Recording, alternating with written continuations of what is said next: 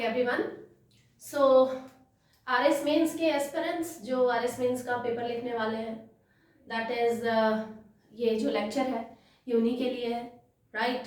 सो इस लेक्चर में हम लोग आज बात करने वाले हैं 2021 के प्रीवियस ईयर क्वेश्चन पेपर में। ऑल्दो काफ़ी कुछ पेपर डिस्कस किया हुआ है, आप चैनल से जुड़ जाइए और चैनल को सब्सक्राइब कर लीजिए और पिछले जितने भी लेक्चर हैं उन्हें आप देख सकते हैं। पूरा अच्छी तरीके से एक्सप्लेनेशन है। और अगर आपको कहीं कुछ ऐसा लगता है कि कोई टॉपिक छूट रहा है या ठीक से एक्सप्लेन नहीं हो पाया है या व्हाटएवर अच्छा लग रहा है, वीडियो समझ आ रहा है, तो आप कमेंट सेक्शन में कमेंट कर सकते हैं, so that I can understand कि क्या चीज़ें छूट रही हैं और कौन सी चीज़ें हमारे ऐड ऑन करनी है, right. So let's get started. ये क्वेश्चन है 1 to 10 आपके कुछ सेंटेंस करेक्शन के क्वेश्चंस आते हैं। देन हम लोग बात कर रहे हैं क्वेश्चन नंबर 15 और 16 की। क्वेश्चन क्या आएगा? Rewrite choosing the appropriate expression to form a meaningful sentence. आपको इसको रीराइट करना है, ऐसे लिखना है आपको कि ये जो सेंटेंस है, आपके पास में दो ऑप्शन दिए हुए हैं, एक है गिव इन और एक है गिव अपॉन।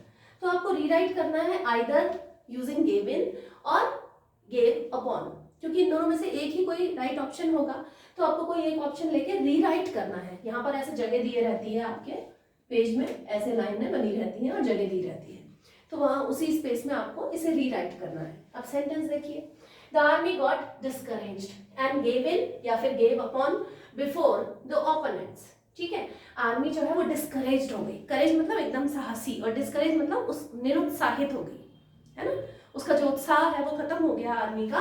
सो आर्मी गॉट डिस्करेज्ड, आर्मी जो है वो डिस्करेज्ड हो गई। और गिव इन मतलब क्या होता है? सरेंडर या सबमिट कर देना। गिव इन मीन्स सरेंडर या फिर सबमिट। तो आर्मी ने सरेंडर कर दिया बिफोर द ओपोनेंट्स, क्योंकि वो डिस्करेज्ड हो गई थी। तो गिव अपॉन का मतलब क्या होता है? स्टॉप परसुइंग समथिंग, किसी चीज जो आप कर रहे हैं उसे करते हुए छोड़ देना, राइट। तो that is stop pursuing something. यहाँ पर स्टॉप परसुइंग समथिंग तो नहीं आ रहा है, मीनिंग तो ये वर्ड भी निकालता है गिव अप, लेकिन इस सेंटेंस के लिए जो राइट ऑप्शन होगा वो होगा गिव इन। ऐसे आपका वोकेबुलरी या लैंग्वेज का अंडरस्टैंडिंग चेक किया जाएगा। ठीक है, सेकंड क्वेश्चन सेम इसी सेगमेंट का सेकंड क्वेश्चन है, क्योंकि आपको वापस से अप्रोप्रिएट एक्सप्रेशन के साथ में सेंटेंस वापस लिखना है। In the sentence is I am going to have a cat nap या फिर डॉग नैप। ये कैट नैप है या फिर डॉग नैप है? नैप मतलब स्लीप, राइट। तो ये कैट नैप है और ये डॉग नैप है।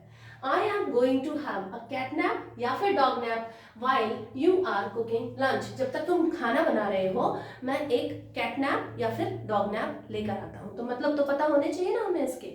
कैट नैप होना तो शॉर्ट लाइट स्लीप होता है कैट नैप, छोटी सी झपकी। ठीक है, छोटी सी मैं झपकी, छोटी सी एकदम हल्की फुल्की नींद लेके आ रहा हूं जब तक तुम खाना बना रही हो या बना रहे हो, व्हाटएवर। जेंडर वाइज नहीं होंगे हम लोग, right.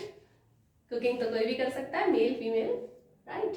So I am going to have a cat nap while you are cooking lunch. जब तक तुम खाना बना रहे हो मैं एक छोटी सी झपकी लेकर आ रही हूँ, राइट। सो यहाँ पर कैटनैप मतलब होता है शॉर्ट लाइट स्लीप। तो डॉग नैप क्या होता है? ये टर्म है जो कंबाइन होता है डॉग से और किडनैप से।